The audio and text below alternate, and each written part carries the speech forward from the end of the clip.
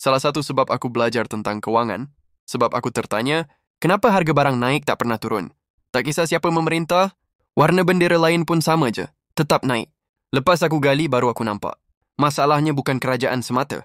Masalahnya sistem bank, hutang, riba, fractional reserve, dan duit kertas yang dicetak tanpa nilai sebenar. Itu semua bikin inflasi buatan. Harga nasi lemak naik, tapi tak pernah turun balik.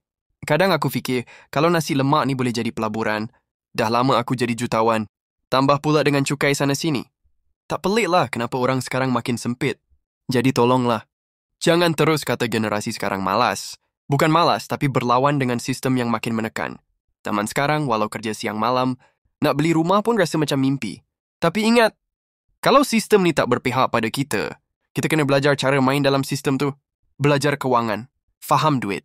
Biar tak kaya cepat, tapi tak terus jadi mangsa.